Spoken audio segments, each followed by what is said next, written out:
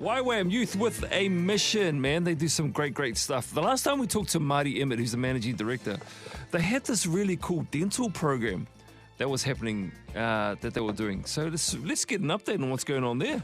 Kia ora, Marty. Kia ora, Skip. Morena team, how are we? We're good, Marty. We're good. Marty, does anyone call you Skip? Do they call you Skipper? Only when they're trying to make fun of me. No, that's a good title. That's a great title, Marty. It means you're in charge, man. Well, you are a bit of the boss man, Marty, with YWAM Ships. Tell us what's happening with the Trinity Koha dental program. Yeah, team. Hey, good to be back with you. Yeah, so we've just carried on. What we saw last year, we felt obligated to continue. So actually tomorrow we start another clinic in Tokoroa. We have 7 days in Tokoroa, starting tomorrow, running through Saturday next week. Then we're in Huntly over Matariki weekend, partnering with a few different organisations in that area. And we're just continually doing stuff. The team's gone a bit crazy, to be honest. So the amazing story is we've treated around 1,200 people now with free dental services. That's awesome. The statistic I love there is it's nearly $600,000 of free dental services given.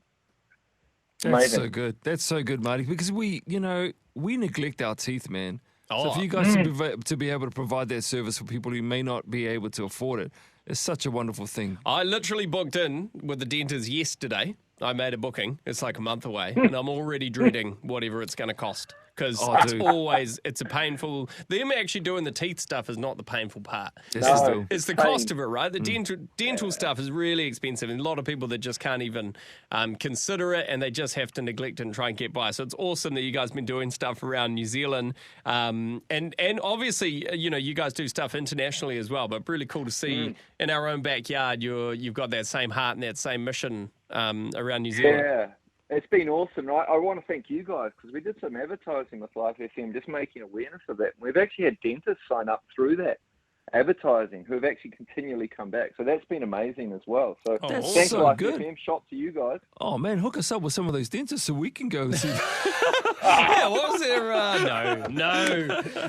We wouldn't do that. But that's awesome. Oh, that's so good to hear that that people got in touch and donated their time and skills and services is really awesome. So tell us about because YWAM Ships. I know you guys been doing a lot of stuff in our backyard because of COVID and travel stuff and all of that's been really difficult. But things are opening up a bit more, and this ship is ready to be deployed to Fiji. Ready.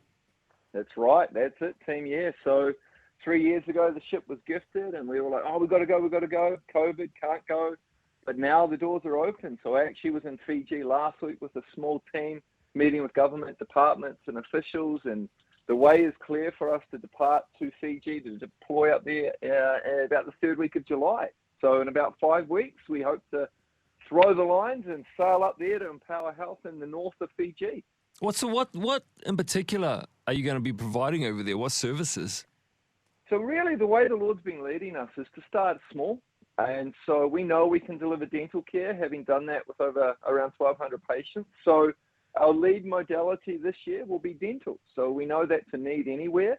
So we're going to start with dental services and then have a small medical or healthcare team that'll work with the local health workers just to really strengthen them. What we learned last week is they actually have phenomenal system of healthcare in Fiji. They just don't necessarily have all the funding or the manpower, but it's incredible, their system and their commitment to health. So we're going to work alongside the local health workers in the villages and in the islands up in the north and see the greatest way we can help them long term.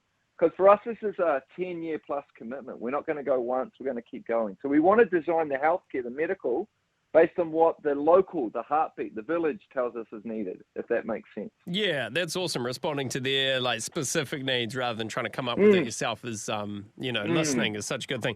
The how long does it take to get to Fiji, by the way, on your boat? What's the ETA? 4 to 6 days. 4 to 6 days, depending on the weather and how much of a hurry the captain is. Yeah, far out. That's quicker than I thought. Not bad. That's exciting. So, okay, third week of July, you're going to be leaving. Are you all crewed out? Have you got all of that organised? Do you still need people to volunteer to help? If anyone's listening that is kind of like, oh, this sounds pretty exciting.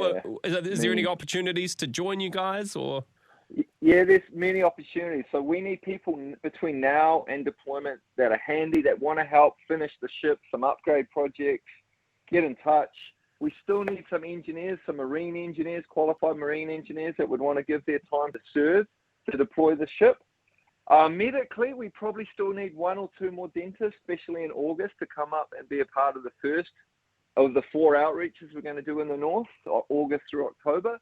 But other than that, it's well crewed. And one awesome praise report I want to give, as of yesterday, 2 months ago we needed $250,000 to fund the deployment. As of yesterday, we got a gift and then a matching gift. So the matching gift is $50,000. If we raise $50,000 more, we're fully funded for deployment. Wow. That's awesome. So that's incredible. Very much so. Oh, man. Well, we're going to be praying for you guys and hoping, too, that people get in touch with their specific skills. So if people are, maybe equipped in some way to try and help with some of the stuff you've put out there and have those skills, what's the best way to get in touch with you guys?